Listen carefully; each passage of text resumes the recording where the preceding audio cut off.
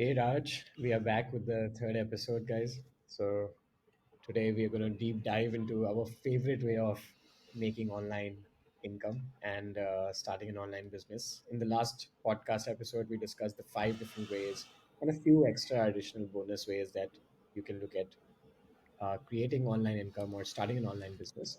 So, freelancing and agency was the business that we touched upon, and that's going to be the focus of this video. And more specifically, freelancing. We're going to deep dive into freelancing today. So, Raj, I think you're the best person to start off with. Just sharing a bit of your story as a freelancer so that we all get inspired before we get into the educational bit. Yeah. So, hi, folks. As Rishabh mentioned, that freelancing is one thing that we both love, and I've been working as a freelancer for the last 5 years now. Yeah, I guess it's 5 years now. Started with content writing, then went into website development, then went into SEO, but then gradually landed on performance marketing, and since then I've been working as a performance marketing consultant slash freelancer. So I think I have given like a major chunk of my journey in one of the last episodes where I talked about how I went into these stores and pitched them, etc. But very recently my younger sister got married. So that is one episode that I was just thinking about it, how freelancing helped me enable that for my family because post COVID my parents' business had taken a hit, and since then it has not been able to recover to its glory days, right? And parallelly, when I was working at the job, I started doing freelancing, and all of a sudden in 2022 my sister decided to get married, and we were looking at what, this needs to happen in the best possible way, and freelancing helped me enable that. If I was still working at a job, I could have worked my ass off, but I still wouldn't have been able to recover or get the amount which I needed, which my family needed. But then I was working as a freelancer, I had quit my job, and I was able to do so much more while also maintaining the quality of life which I wanted to maintain, right? Right. So that's what freelancing has enabled me to do. And this is like a very recent experience. Like last week only, we had this entire thing.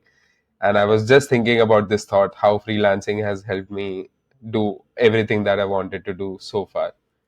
Absolutely. I think it ties back also to the concept that we discussed about freedom of money, right? And often we think that freedom of money is basically getting financially independent or, having enough money that you don't have to work in your life.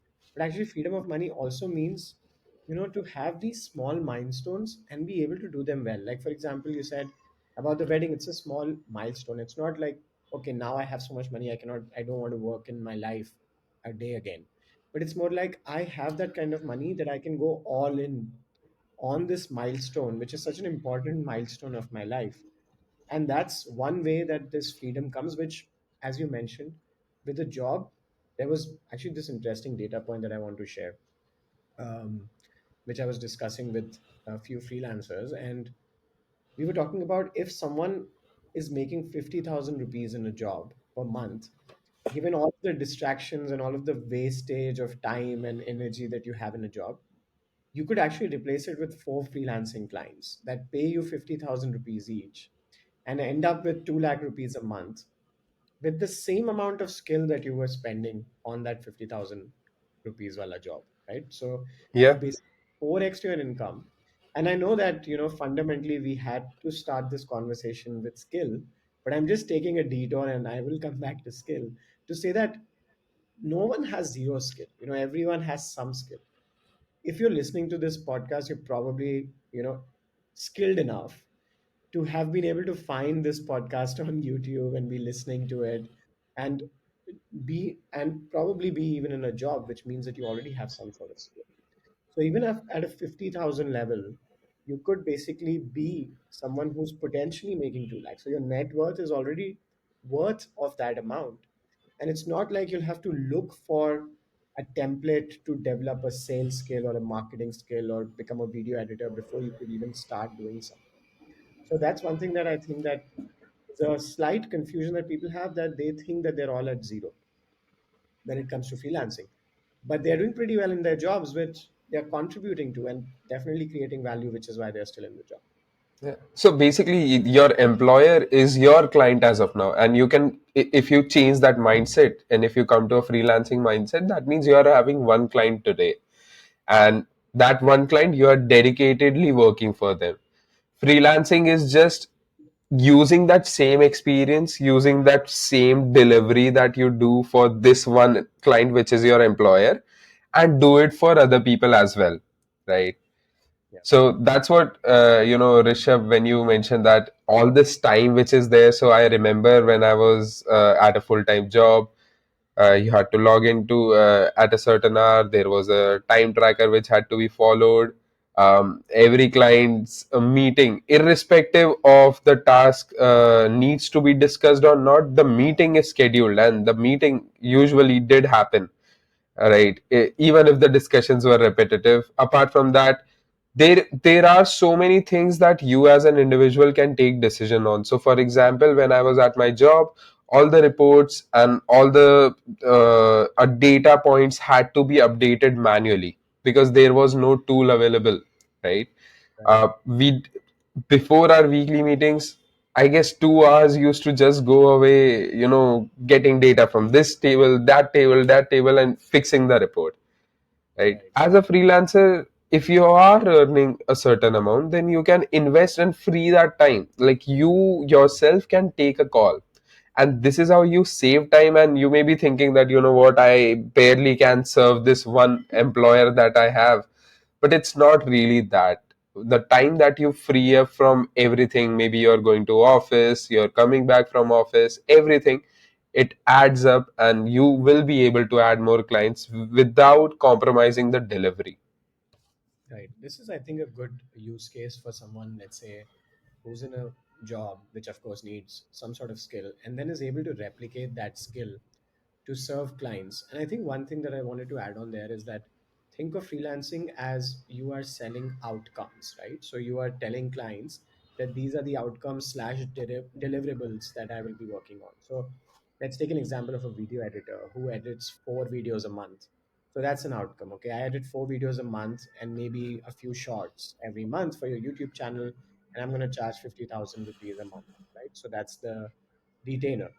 That's what the person gets. But in case of a job, you basically sell out your month. So you basically say you own me now, and they pay you for a month and they own you for a month. And the problem with that is it repeats every month. So they literally own you forever, and hence job becomes a trap. Versus when you have freelancing clients, you owe them the deliverables that you have promised, right? But they cannot buy you out forever and your entire month out. So that allows you to split that month into multiple freelancing clients, or even maybe one freelancing client, and then just have the time off, like whatever you want to do. So that's something that I think is very important to understand in terms of the differences. You are not selling out your entire month while you're just selling out a particular deliverable or a scope of work that you've defined with the client. True, true. I think that's very good mindset shift that in the beginning that we are able to provide over here. You just need to change that frame of mind. You don't need to quickly learn something else in terms of your delivery part, skill part. If you have that base skill, you don't need to learn some things. But there are, of course, other things that you need to learn if you want to be a really good freelancer, and that's what I guess, Rishabh, we should dive into Yeah, on yeah, how to really be a freelancer in India. right. Even before that, like, yeah, on the same lines, but just taking it from skill to solving problems is also a good mindset shift, right? So we've built the first mindset, which is okay, what am I doing with my time? I'm selling myself out. Okay, job is a trap. You're not going there. What's the other option? I'm giving certain deliverables to certain clients, and that's how I'm going to basically understand how freelancing works. So I got a framework. The second framework or mindset is going to be I am moving from skill to solving problems, because with a skill, in a job, someone will make sure that you're solving problems, right? You don't have to do that. Yeah. You just have to give yourself to them, become the slave, and then the person will make sure that you're solving the problems.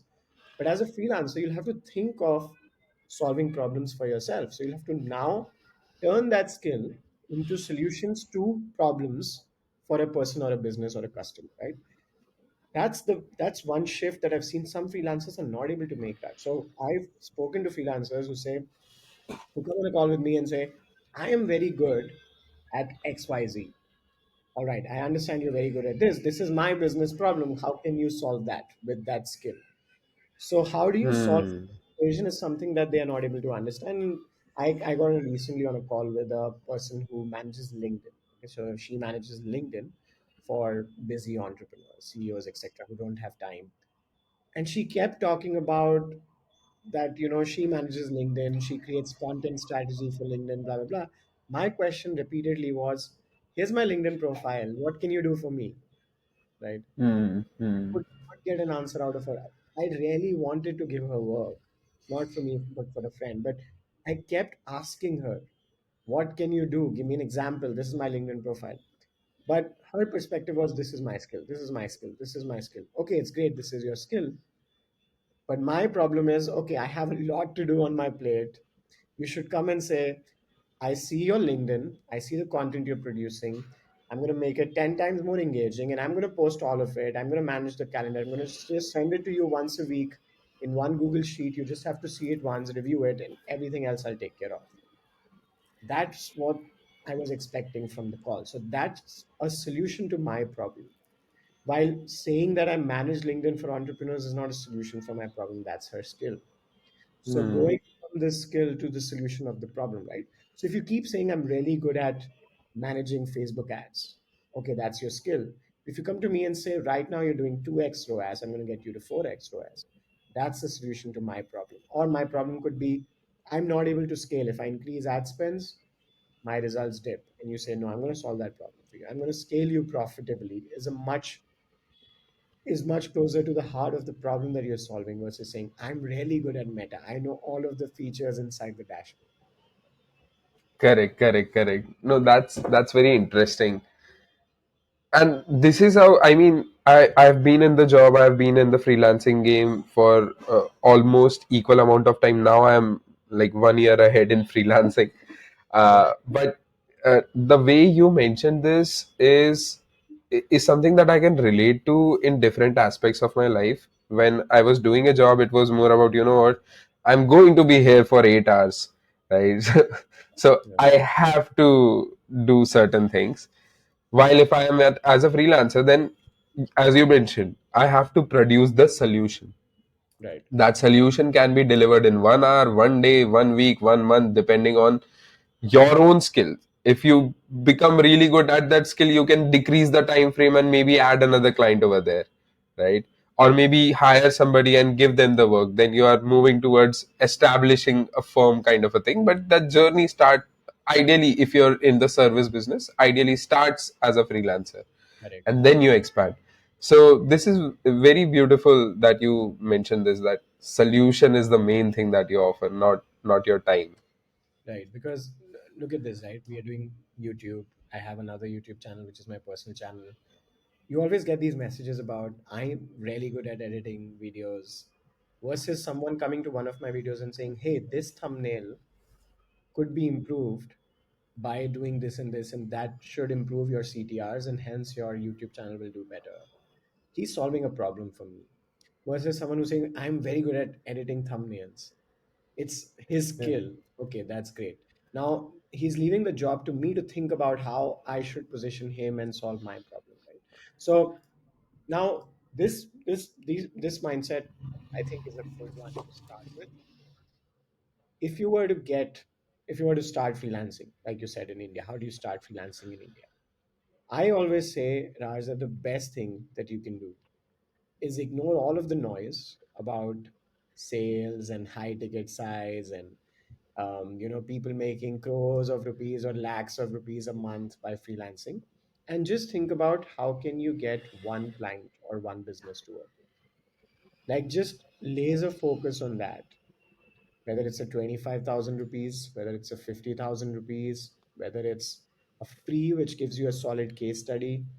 I don't mind personally. I know that a lot of people are against this and they say you should never work for free.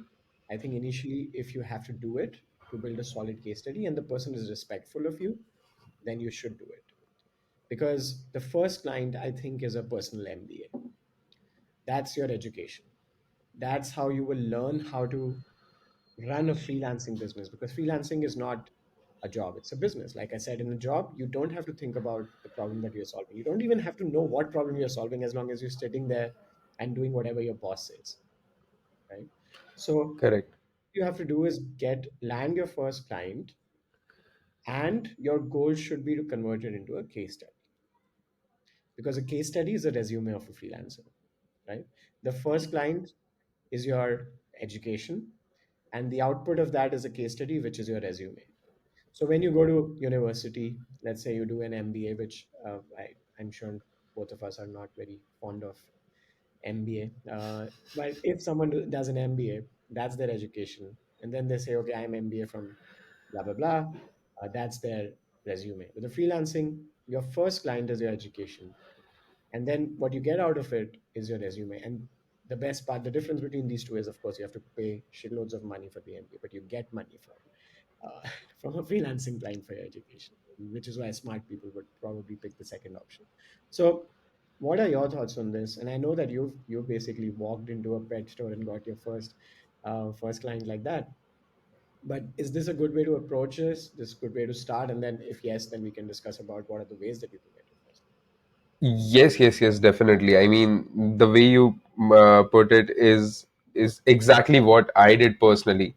So, but one thing that work for free, I wanted to do that, but the client was good enough to pay me 5,000 for everything.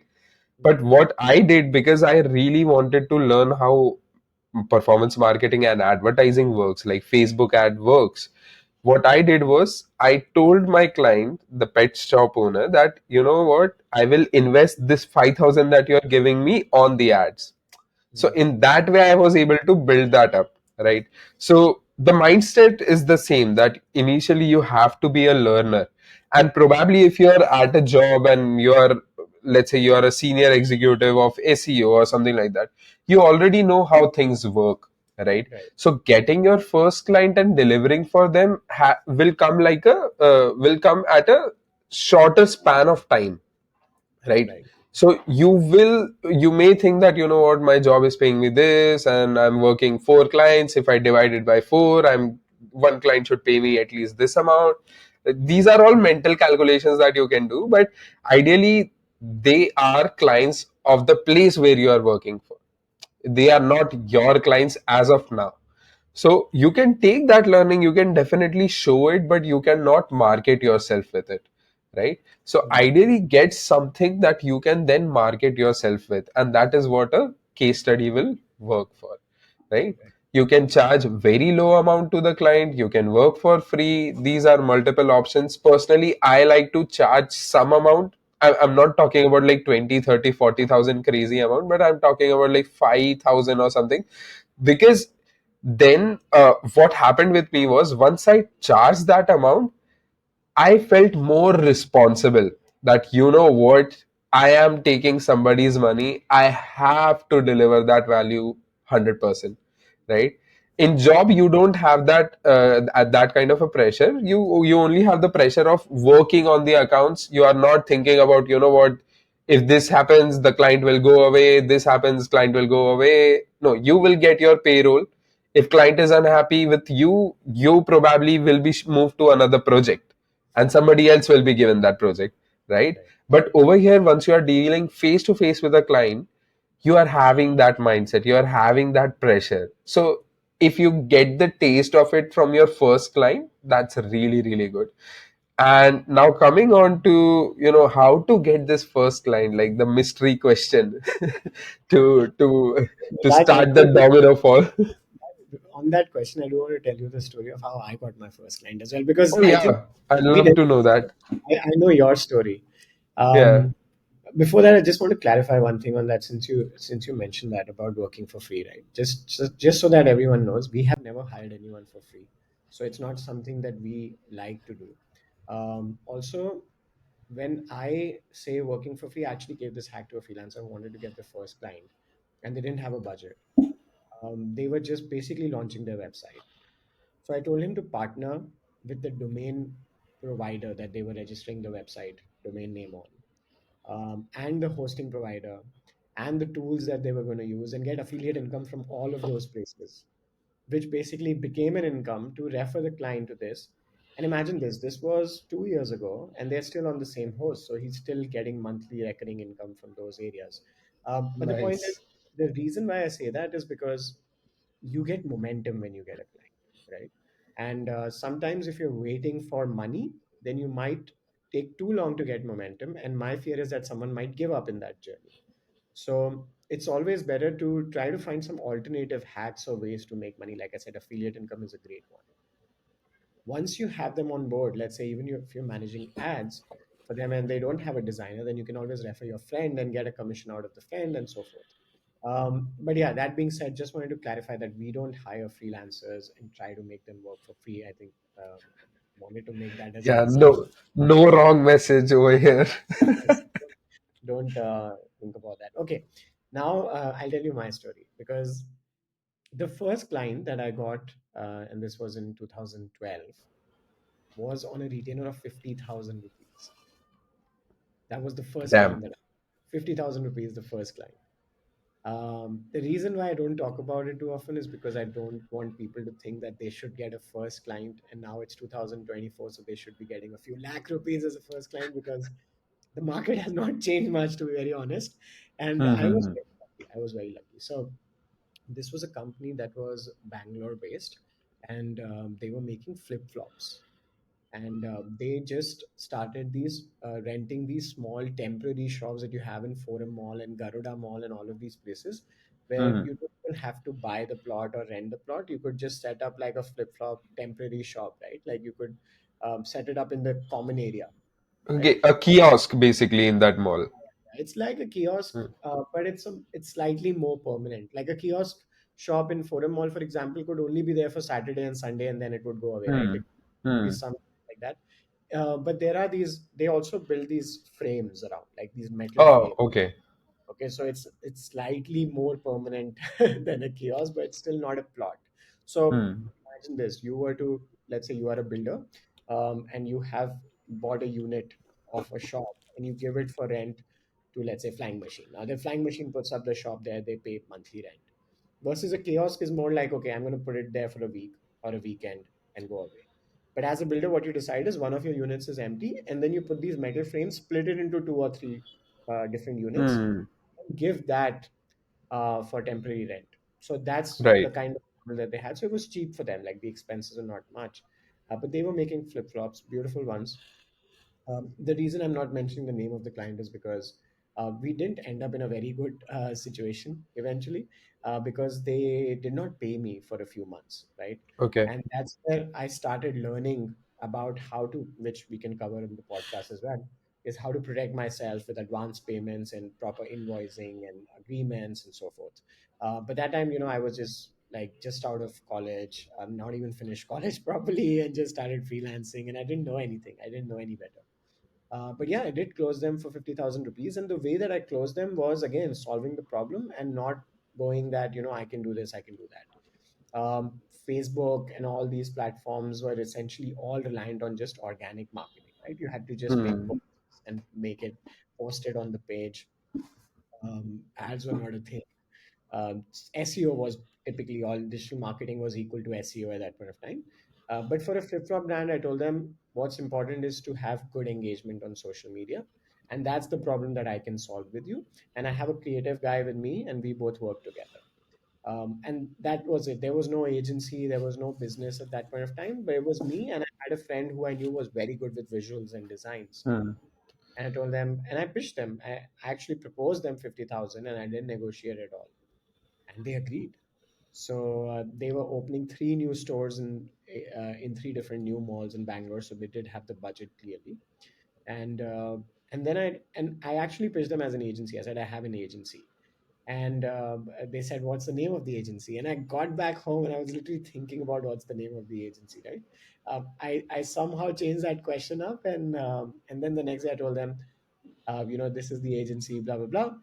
And then I went to a person to actually incorporate the company because I did not really have an agency, right? So that's how the agency was formed. That's the fun story about Mapplinks. That was the first client, and yeah, we did get we had a very good relationship with the client for the first few months, and then they had some financial issues. They could not pay us for the last few months. Fortunately, I got back, became friends again with the founders. They're doing something else now. But yeah, that was the story of how I got the first one. And it was basically just messaging them through their page, through their Facebook page, and saying, it's not good enough. We need more engagement. Hmm. Right. Like a little side story, what you mentioned that, you got the client and now you are trying to process that, agreement or whatever it is, and then you are thinking about the name.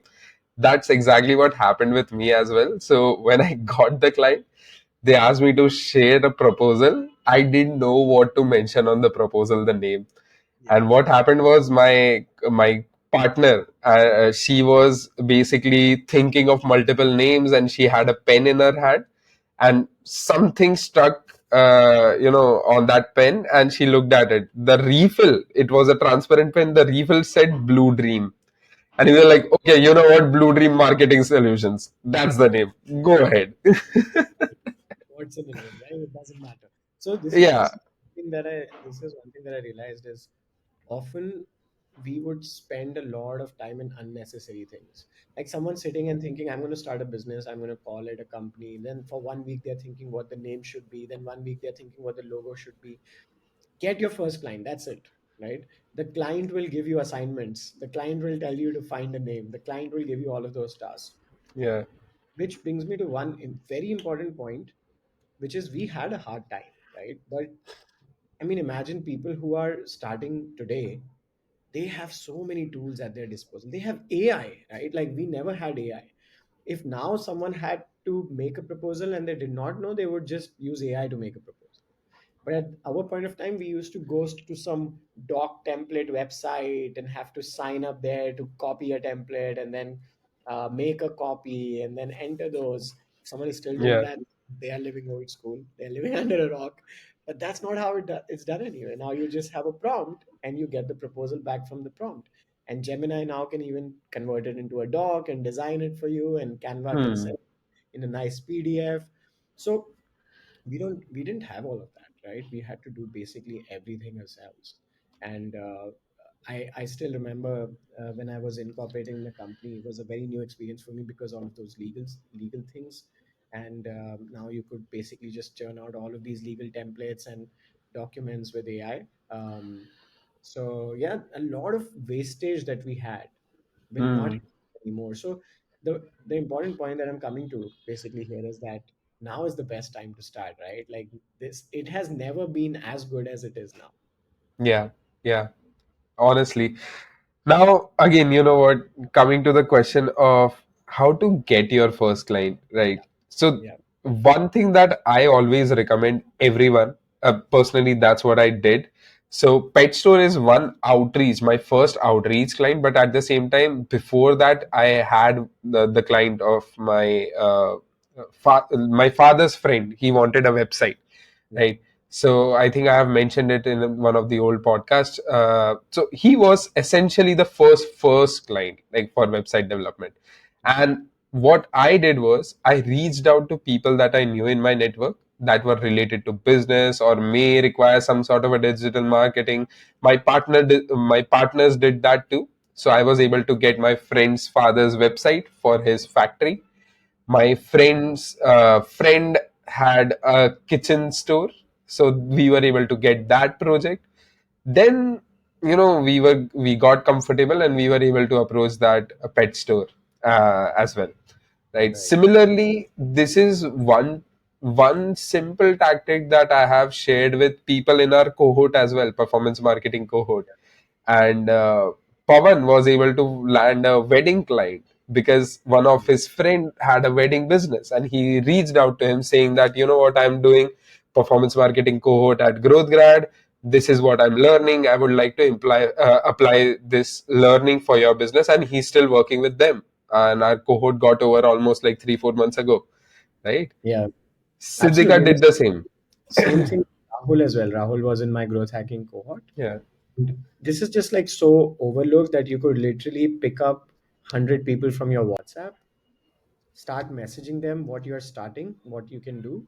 If they need it, great. If they don't need it, ask them if they know someone who needs it, and let that chain keep going on. In fact, you can get to a few lakhs a month just by doing that. You literally don't correct. even need to do any, because the first thing that the market will try to sell you is cold outreach, right? If you get into any freelancing clubs, masterminds, communities, they will sell you cold outreach. Yeah, But if you have warm leads sitting in your WhatsApp, you have to deal with them first, right? These are all warm because you know them. So that's true. the fun of sales. If you have warm ones, you have hot ones, you deal with the hot ones first. If you have warm ones, you deal with them. And then you do cold, once the pipeline runs out. Hmm. Hmm. So that's essentially my way and my most recommended way, because now it has worked for 4 different people as well who have asked me on how to get my first client. This Yeah. is ideally what you should do to get your first client. Of Yeah. course, once you have those case studies built up, you have proof of what you do, you have everything that you need, then essentially you start targeting people that you want to work with, and that's where cold email, cold LinkedIn outreach does the job. I would even not mind, like a lot of people in the market, especially people like me, who try to show off their high retainer sizes. They somehow look down upon Fiverr, Upwork, and these platforms. I don't do Hmm. that. I don't think it's a bad thing. I don't think that these platforms, I mean, I know of freelancers who've got to the at least the first lakh a month with these platforms. Of Hmm. course, it's short lived, it's very random. Sometimes many of the clients may not be the ideal clients to work with, they may not fit your ideal client personas. And I know that both of us do not do these platforms. But I don't mind if someone wants to use that as a channel to do it. See, at the end, it's like whatever works, right? But here's even if you tap into your personal network and do that consistently, I don't think that it's impossible to get to 4 clients who pay you 25,000 rupees a month. Yeah. Now we are working on a number. Of course, it's just an arbitrary number. Don't think that your goal is to make a lakh a month. But I'm assuming, let's say, for example, if you're replacing a job, or if you basically want to hit a comfortable lifestyle in India, 1 lakh a month is pretty decent. So if you target even 1 lakh a month with personal network and a few of these channels where Fiverr outreach, Upwork, applying to jobs, etc., you may still be able to do it without any cold email outreach or cold LinkedIn outreach or building a brand or creating content. I think it's just like time to let the market know that this is the truth, because it's easier to sell building a brand, create content pillars, post consistently, make YouTube videos, LinkedIn posts. But sometimes you forget, what if your goal is just to have 50K to 1 lakh a month in freelancing income? There are faceless freelancers who you've never heard of making that money from Fiverr and Upwork, right? And Yeah. they don't have a brand, they don't have a YouTube channel, they don't have a LinkedIn profile, they may not even have an Instagram or so. So I just think that it's good to know that there are many ways to the top of the mountain. It's more important to define the top of the mountain, right? Because you might be climbing forever and not reaching the top because your top of your mountain is defined by someone else, right? Hmm. And Hmm. then you'd be like, now I need to make LinkedIn, now I need to make YouTube videos. Why? Because these people in the mastermind are doing that. So define your top of the mountain. Get there. Okay, once you get to the top, you might see another mountain. You might want to climb it. That's completely fine. But what happens when you get to the first top is that momentum. Like I said, you get momentum. You have the reinforcement that you've achieved something to be able to do the next thing. Right. So doing it like that, I think, is a better way to also find contentment and satisfaction in life. Otherwise, it's probably just going to be an endless journey where you won't know where you're going. Yeah, yeah. By the way, if anybody is more curious to learn or understand this particular segment, watch our first podcast where we talked about FIRE, financial independence, retirement, retired early moment in India. Yep. That's where we really expand on, how your goals should be your own. They should not be borrowed goals, and you'll be able to learn what we are trying to say over here. But the idea, as Rishabh mentioned, is to get to that level where you have that momentum going on so that you can chase the next goal. And again, a personal experience for me is that once I reach the number where I wanted to be in terms of my monthly recurring revenue, now I'm not thinking about adding another client. I'm not thinking about doing an outreach. I'm not, if any organic lead is coming, I'm talking to them. I'm understanding if the business is very interesting. So right now, Rishabh, I'm talking. One guy reached out to me. He's like a farmer, bee farmer, proper bee farmer from Maharashtra. He reached out to me saying that, you know what, I'm not good with digital at all. I have the best honey that you can find in India, help me sell it, right? So Yep. I won't be able to charge like a big amount for him, right? From him, I won't be able to do that because he's still growing, he's still figuring out the best packaging, etc. But at the same time, when I'm talking to him, Let's yeah, I mean, exchange the honey. yeah, like I probably do a barter system and get the best original honey. But the idea that is that once I reach that, I have the leverage to really choose my projects. This one is very interesting, so I'm talking to him, right? Okay. Another person reached out to me. It was like a typical clothing store, another typical clothing store selling something else. Didn't really sit well with me in terms of excitement, so it's Okay. like, okay, fine, you can just Yeah. be like, Yeah. yeah, I think let's get to yeah, otherwise some people might think Rishabh is talking in the sky now. Let's get to a blueprint. Let me give you a right, right, if you were let's say in your 20s or something, or even in your 30s, just starting freelancing, you probably had a job.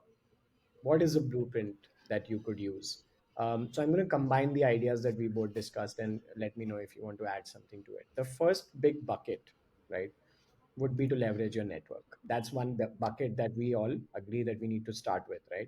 So how do you tap into your network? Reach out to family, friends, makes sense, like you did, for example, in your case.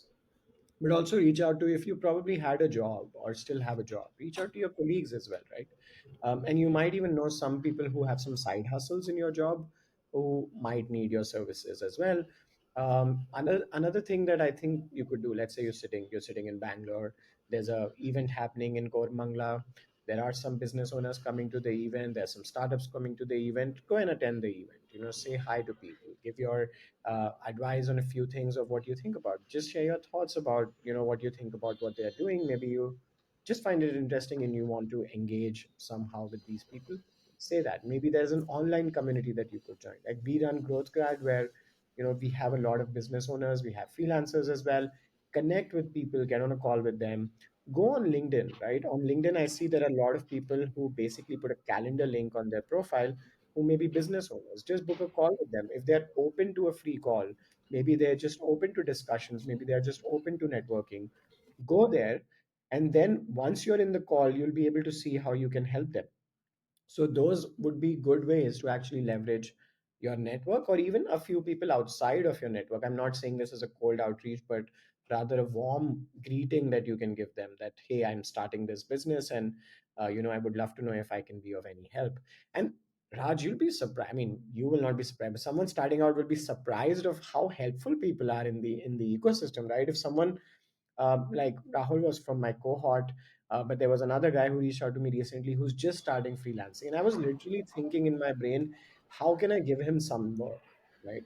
And the reason why I was thinking that is because I was in that position. People who are successful, most of them will help you. You will be surprised how much they will be willing to help you, right? They've reached heights of success, they are super busy, but they'll still find time to get on a call and try to help you out. So many times we just don't approach them thinking, oh, this guy's very busy, this guy's doing running all of these businesses and stuff. But if you actually do that, and you will then notice how helpful these people are. So this is all like baby steps. Like these things anyone can do without having any online portfolio, without having any case studies. But once you start doing it and you build one case study, let's say you build one or two case studies, then as soon as possible, just create a page, right? Create a Yeah. page. It can Rishabh, be, before we move on to the next step, one thing that I would like to highlight based on what I understood and what I personally did as well, that once you are reaching out to broader and broader people who may be in your network, but friends and family are very close knit, and then you have another layer of network, another layer of network, decrease the mindset of selling in the first go. yeah, Just go with a mindset of starting a conversation and letting them know that, you know what, this is what you're going to help businesses with, and yeah, if you need some help, I'm willing to help. Don't go with a mindset of selling, then it won't work the way it is supposed to be. So I just wanted to drop that note just so that everybody is clear, not to write that, you know what, these are my charges, this is what I do, blah blah blah. Don't do that. Start a and conversation and see where it yeah, goes. yeah. Think of it. I think a good framework or mindset to have there is think of it that you're sharing it with a friend, right? So if you were to go to a friend and tell him what you are trying to do, you would basically be like, "Hey, bro, this is what I think about. This is the problem, and I'm thinking of getting into this space. What do you think?" Yeah, Uh, so, yeah. so when I've had conversations with people like so, I try to tell them, "Oh, this is great. This is the kind of things that you can do, and these are the kinds of things that you should be careful of." And then sometimes I start thinking, actually, this is something I might need as well, and I'll let you know, right, if I do, or we'll have another call to discuss that. But your first call is basically sharing what you're doing, and even before that, one step before that is even just trying to listen, right? Just trying to Hmm. listen to what these people are doing, because maybe you don't close this, maybe this is not a sales call, but maybe you find some other problem that you can solve because you're just starting out. You are not emotional about the problem that you're solving, and you should not be. Today maybe you're starting out making websites, but tomorrow you become a performance marketer like Raj.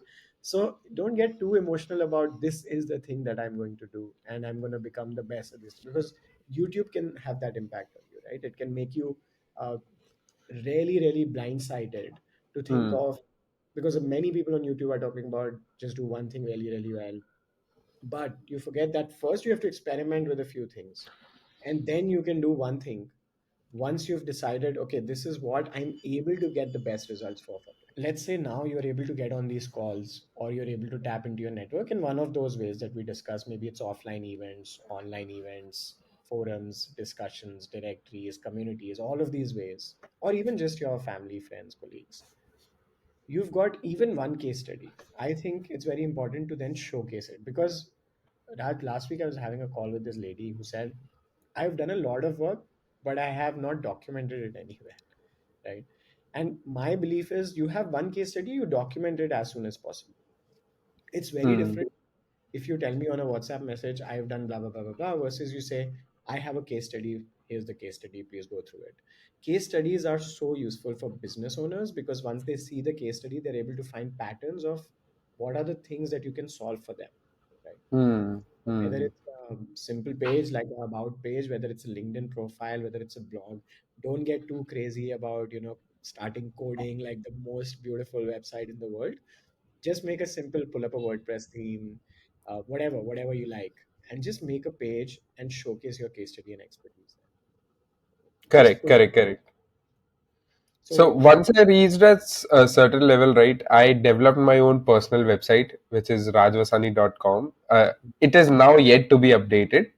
But yeah, parallelly, what I did was I wanted to do a quick fix after a recent update in my own delivery. So I just patched up a PDF, and that's what I would share to clients if I want to. Right, that is like one single slot solution to for a client to understand what this guy has done. Include testimonials, include what you have done, include results.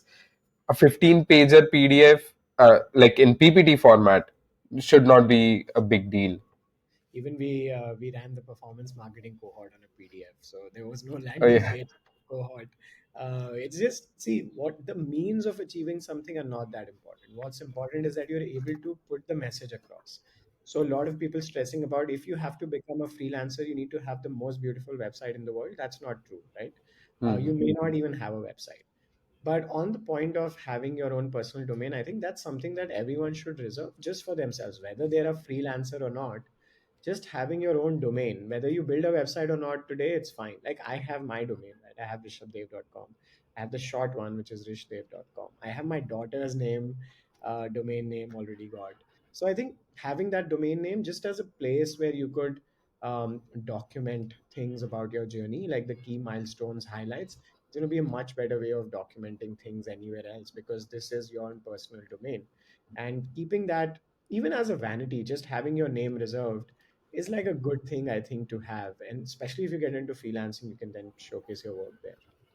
Yeah, yeah, Adding on to that, of course, you can have blogs and build an email list with a newsletter. These are all non-essential for your first few clients, but yes, that's going to help you if you want to be engaged with people. Because one thing I've noticed is since I have this newsletter, people come and sign up on my website, they sign up for one of the free courses. Once they get into the newsletter, they are they have me on top of mind whenever I send them an email. And oftentimes I'll get a response of, hey, I'm looking for certain services. So that's something that could be a next step once you're ahead on that journey, right?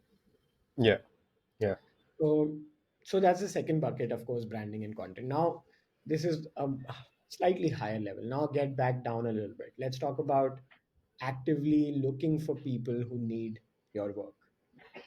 So first bucket was you going out, reaching people who may or may not need your work, which is all tapping into your network, building these connections.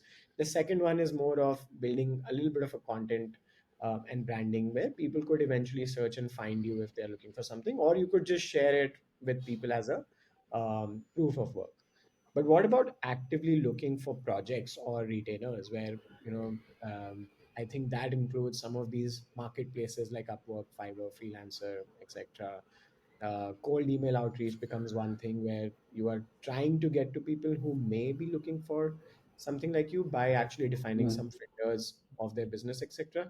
It could be also to partner with freelancers or partner with other agencies, like you have partnered with Mapplinks, because you are now part of an agency network who is then looking for clients who need the yeah, efforts.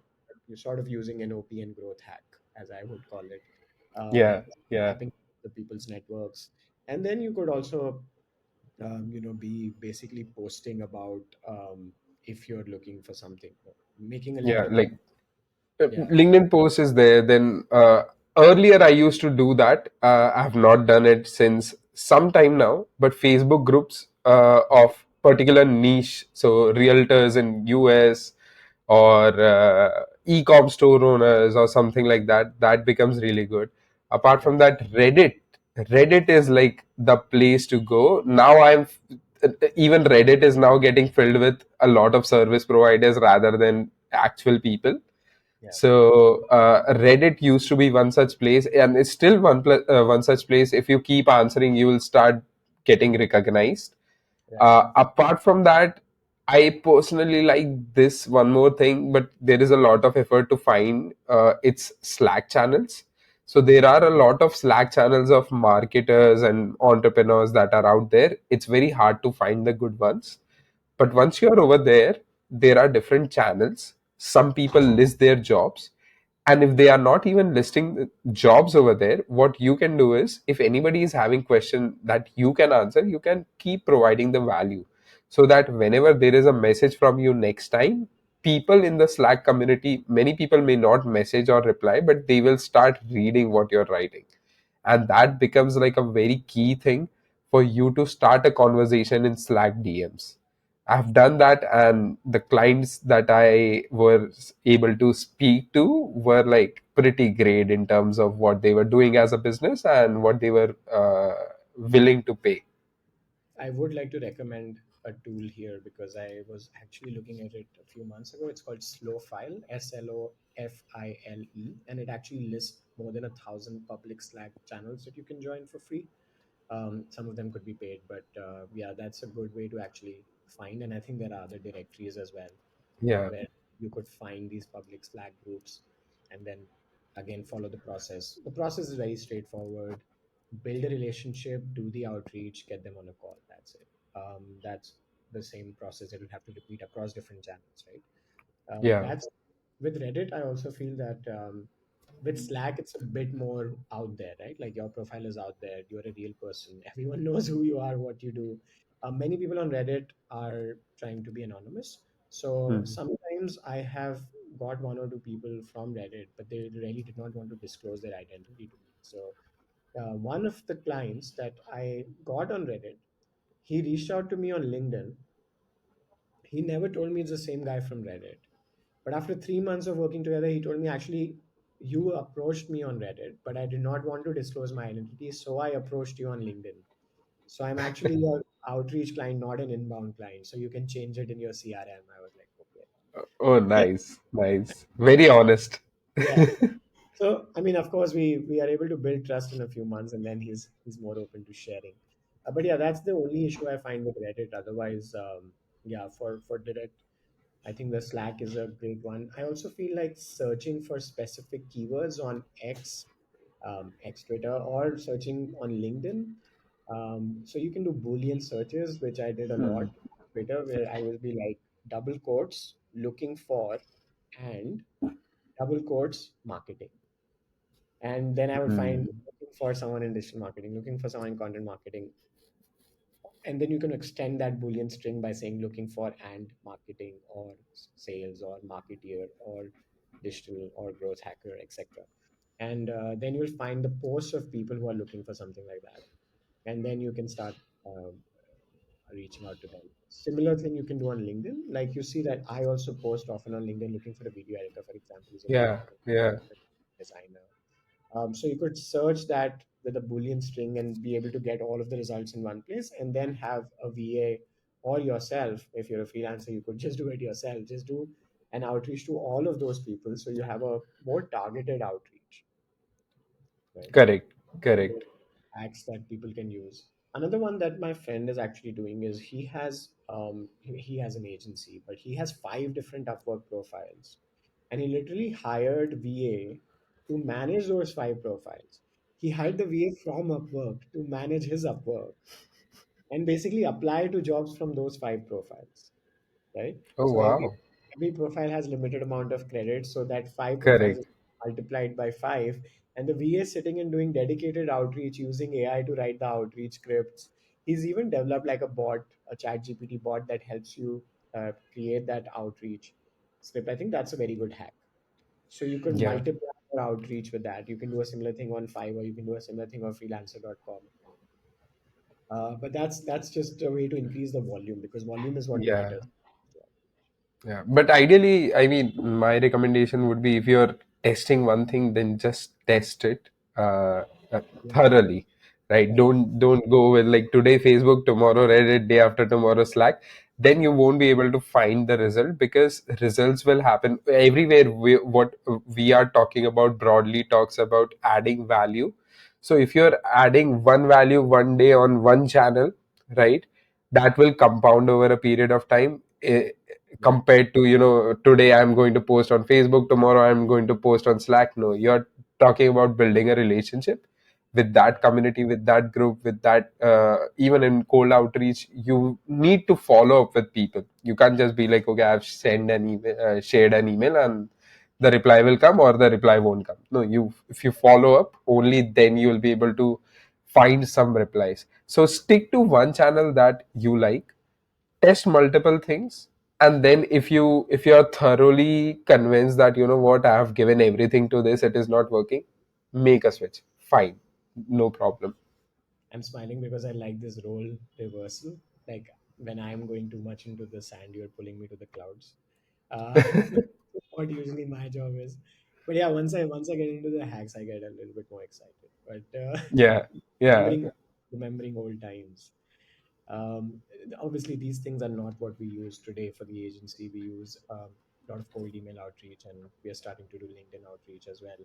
So I think to summarize, what about we both list the top 5 ways to get clients?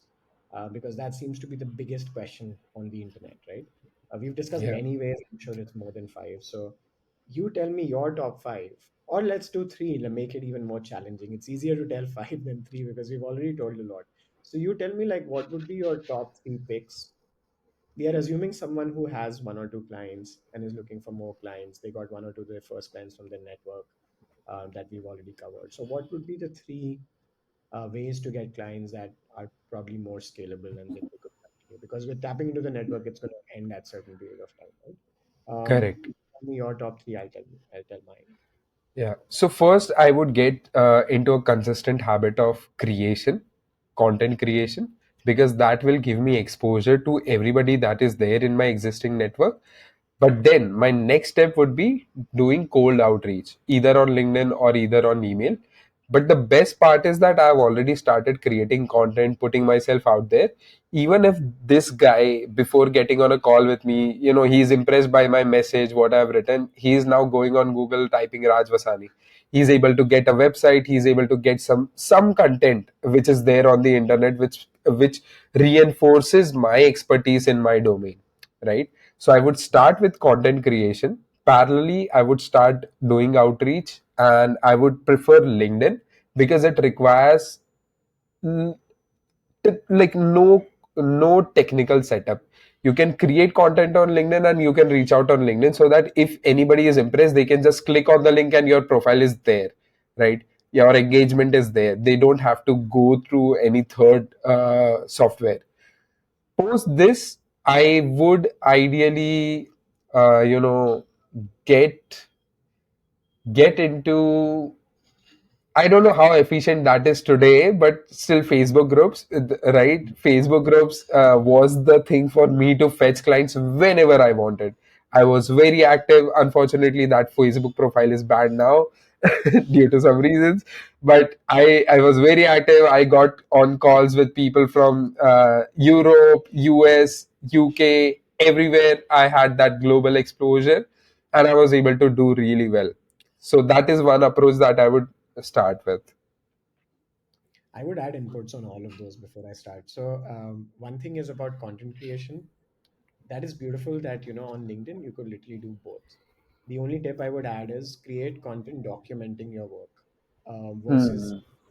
the content that I am seeing is a lot of people are saying you need to create educational content.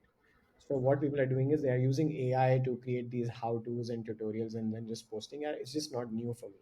So if you document your journey, I'll be more interested in you as a freelancer versus if you tell me 5 ways to increase your engagement on social media. No, that's a blog post. That's not a LinkedIn post. A LinkedIn post is this is how I took the engagement for this client from 2% to 4%. That's a LinkedIn post. Okay, that's the difference. The content can be the same. It doesn't matter. But yeah, that's what a difference between a post and content creation on blogs or other places looks like. That's one input. The second thing is, again, in terms of cold outreach, I think I agree that's going to be my pick as well. You're creating content, you're doing outreach when you have something to show for when someone is coming. Only thing I would add there is once you get them on the call, make sure you talk about how you can add value to them instead of just talking about what you are good at, right? And then the last point that you mentioned, Facebook, I'm going to tell you one interesting fact. The biggest client that we have ad mappings came from a Facebook. Oh, nice. Okay, Nice. and this was a year ago. It's not very old, right? So it Yeah. came from a Facebook group. You won't believe how much investment I've put in the infrastructure for cold email outreach, this and that. But my biggest client came from a Facebook. The reason why I wanted to say that is because many people might think Facebook is dead for all of these things. Facebook groups are dead is a very common misconception that people have. Many Facebook groups are dead, but that doesn't mean Facebook groups are dead. So that's one thing that I would say still works. I do agree with that, and that's how we got a biggest client. And of course, it was more inbound. I mean, he came and messaged me on Facebook. He found my post on Hmm. the group, messaged me on Facebook. But that's because I was actively posting on the group. Is how I found the Yeah. client. And when I say actively, I just mean I posted 3 posts in like 6 months. That's how active I Mhm. was. Correct. Correct. So I'm probably on the same page. I think creating content, I would just say creating more video content would be slightly better given that we are in 2024. So if you're able Hmm. to create video content, that will be great. Simple Loom videos work really well. I got an outreach from a freelancer recently where he sent me a link of a Loom video and literally said, I know this could be too cold of an outreach, so I'm sending you a 2-minute video introduction about myself. I love that so much. I literally the next day I made a 2 minute intro for my cold outreach, and Hmm. now I have a Loom video which I sent to clients saying, "I know this could be cold, but here's my 2 minute Loom video introduction," which also shows my LinkedIn profile, and they're like, "Oh, okay, this is not the 19-year-old guy from the basement doing cold email outreach because he learned that from a mastermind. Correct. This is, but this is a guy who has gotten results for businesses over the past 12 years or whatever." So that's what I'm doing now. But yeah, this is how you make a cold outreach less cold. And yeah, I think I do not have to repeat my top three because it's more or less the same of what you said. Nice. And so I just added my inputs there. Yeah. Cold outreach, content creation, and one channel. I don't think that it has to be Facebook group, but any one channel that works for you. It could be Slack, it could be Facebook, something that you're comfortable with. And be careful, don't get banned. That's Yeah. all. Yeah. Yeah. But one more point which I would like to mention over here, because I was waiting for your top threes, but if these are your top threes as well, that then it's a very good ecosystem. Why? Because you need topic for your content, which ideally would come from the groups that you are in, because people are constantly discussing their problems, asking questions. Answer them over here and modify that content in a slightly different language of how you prefer it to be on LinkedIn, and post it on LinkedIn, and then do the outreach. So it becomes a very good ecosystem which I used to follow for some time, until I was banned and I had to create a separate Facebook profile. Nice. We all know why you got banned. Just kidding. uh, I don't want to know. yeah, But yeah, yeah. let's summarize with I want to be comfortable in my co-founder. Yeah, yeah.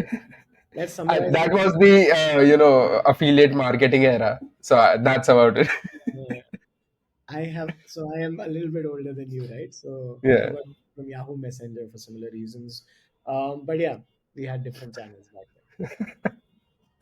The summary is the three C's. I would let's summarize it as the three C's: content creation, cold outreach, and community. Right? Like so, Hmm. those can be your three C's as a takeaway to get your clients. Uh, Use these three C's. Build your freelancing journey. Build your income.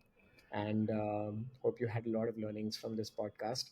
Continue watching for the next ones to will take you forward in the journey. Right? We started off with your financial freedom and other sorts of freedom to the different ways that you can make money online. And this was more about freelancing, but we'll cover different topics as well. Thank you so much for everyone for tuning into this podcast, and we'll see you in the next one. Yeah. Bye bye. Bye.